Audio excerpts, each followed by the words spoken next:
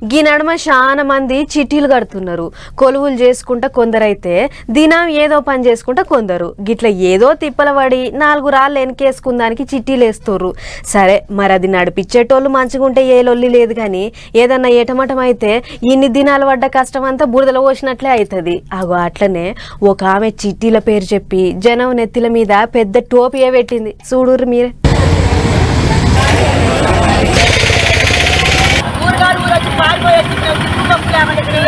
Police station కాడ కూర్చొని లొల్లి చేస్తున్న గీ అమ్మలక్కలను చూస్తుర్రు కదా, వీళ్ళంతా కృష్ణా జిల్లా గుడివాడ పట్న పోళ్ళు. అయితే లీలావతి అనే ఒక ఆమె వీళ్ళందరినీ నమ్మిచ్చి అందరికి పెద్ద టోపీ పెట్టిందట.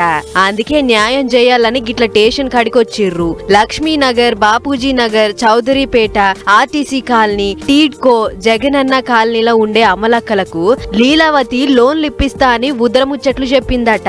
సరే నిజమే కావచ్చు అని నమ్మితే ఏం చేసిందో ఆలే చెప్తుర్రు. ఇనుర్రి. మమ్మల్ని అందరినీ 10 మంది గ్రూప్ చేసి బట్టలు కాని బట్టలతో, కొడుకులు కాని కొడుకులతో ఆమె సంతకాలు పెట్టించుకుని ఆ డబ్బులు ఆమె తీసుకుంది, మేము తీసుకోవాలి. ఇప్పుడు సార్లు వచ్చి ఏమంటున్నారంటే మీ సంతకాలు ఉన్నాయి, మీరున్నారు కాబట్టి మీరే మాకు ఇవ్వాలి. మా అబ్బాయి అని ఎవరో ఆటో అబ్బాయిని తీసుకొచ్చి ఆ అబ్బాయి చేత పెట్టించి బంధన బ్యాంకులో 70,000 తీసుకుంది, సొందనాలో 20,000 తీసుకుంది. మాకు కూళ్ళు లేవు, కుమ్ములు లేవు. ఇలా పోలీస్ స్టేషన్లంతా ఇలా తిరుగుతున్నామండి. గదన్నట్లు దొంగతనంగా సంతకాలు పెట్టించి పైకం అంతా సదురుకొని అవతల పడ్డదట.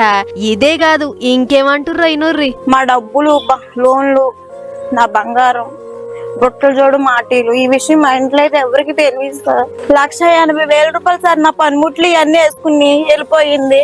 అదే కానీ దొరకపోతే నా సాగుకు కారణం వాళ్ళు అవుతారు సార్. ఒకసారి అన్నాడు సార్, సత్తే సావండి, మీ ఇన్సూరెన్స్ ఉందిగా అది కట్టించుకుంటాము అని అంటున్నారు సార్. గిట్ల నమ్మి నానబోస్తే పుచ్చిబుర్రలైనట్లు నమ్మితే గింత పని చేసిందట. మొత్తం 60 గుంపులకు టోపీ పెట్టి అందాజా 1.5 దాకా సంచిలేసుకొని పత్తకు లేకుండా పోయిందట. లీలావతి లీలలు ఆలస్యంగా తెలుసుకున్న ఆమె బాధితులు లబలబా మొత్తుకుంటా స్టేషన్ కాడికొచ్చి గిట్ల లొలి చేస్తుర్రు. మీరే ఏదోటి చేసి మాకు న్యాయం చేయాలి సార్ అని అందరు ఒక్కటయ్యిర్రు. మరి పోలీసోళ్ళు ఏం చేస్తారో ఏమో గాని చూస్తుర్రు కదా పబ్లిక్.